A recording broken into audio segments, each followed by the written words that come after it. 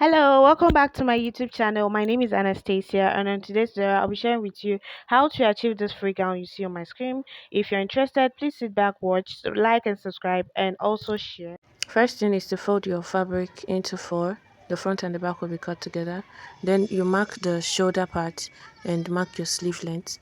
After marking your sleeve length, you'd come down and mark your round sleeve, which I use 10 to 11 inches for my round sleeve. Then you slant the shoulder by 1.5 inches, and after that you'll be marking your neck line. For the neck, I use 4 inches by width and 2 inches by depth for just the back side of the neck.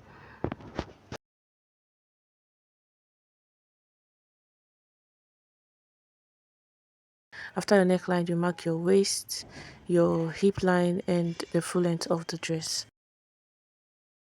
After that, I'll be marking my horizontal measurement, which is my waistline, and with an additional allowance of 4 inches.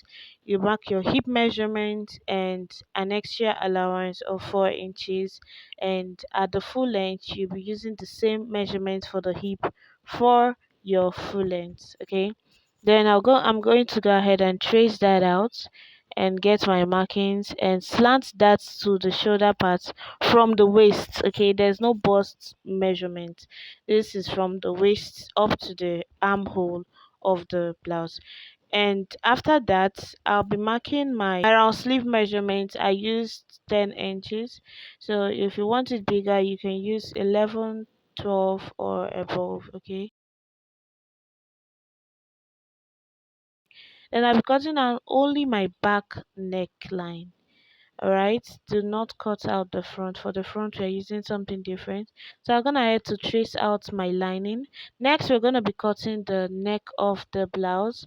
You'd get a gum style, fold into two. First, you'll be marking about 16 inches for the length of the design in front, and you mark that out.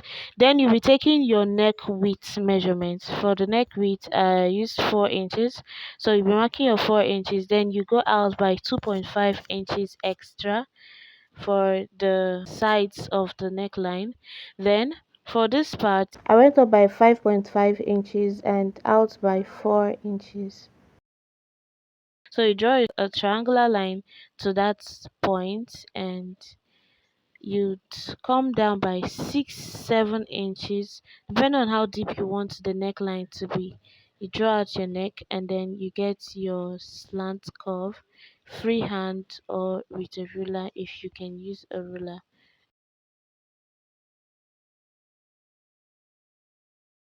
Then cut that out. After cutting out, you'll be tracing that on your fabric, the fabric you'll be using for the front part of the design.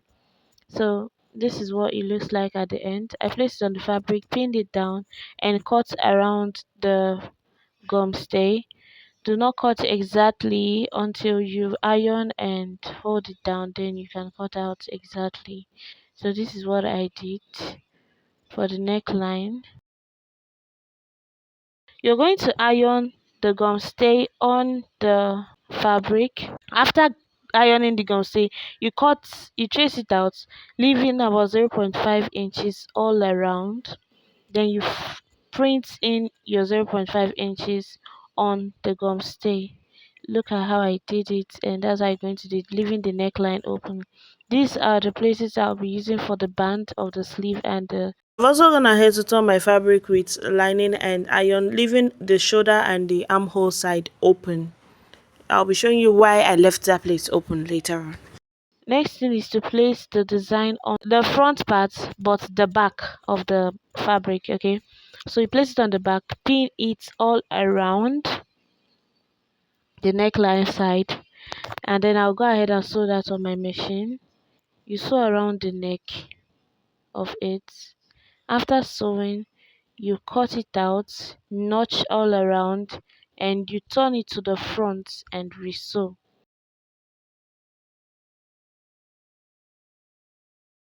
You pin it down, iron, and then sew all around the design as you see me do.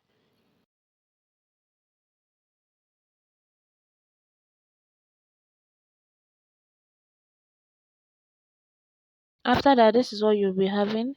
Next thing is to place the back on the front. Watch closely. You see that when turning the lining, I didn't turn the shoulder and the armhole parts because I'll be sewing in the shoulder of the front and the back together. Okay, so watch how I do it. Now you place the back on the front shoulder, open it up, yes, pin and turn the lining around the front. I'll be doing it for the two shoulders so that you can pick from what I just did. Okay, it's gonna give you a hard time, but if the armhole is left open, you'll be able to achieve this.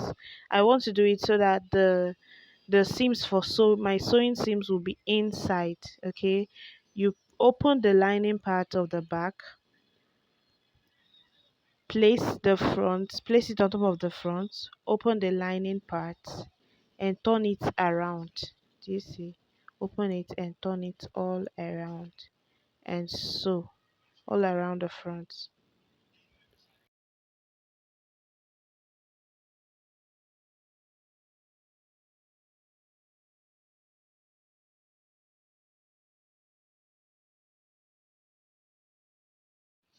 After sewing, this is what it will look like both on the inside and outside. You see that there is no seams for the shoulder. When you're done, next thing is to sew the band. Place it at the back side, sew one end. This is applicable to a sleeve that is already getting its length, but if you know that the length of your sleeve would not be complete unless you add this fabric to it, then you have to cut your fabric, unfold and then attach it. But I just want this to be neat on the outside and the inside. So after sewing this, I trimmed it off, turn it to the front, placed it on the dress. Okay, do you see it? And top stitched. I did exactly same thing for the down part of the clothes, the full length of the dress. I did the same procedure, and that was how I was able to achieve this neat sewing for this particular free gown.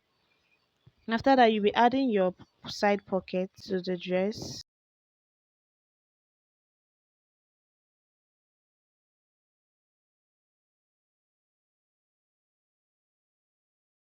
And there we're done with this. This is the outcome of the dress. Thank you so much for watching. See you on my next tutorial. Bye.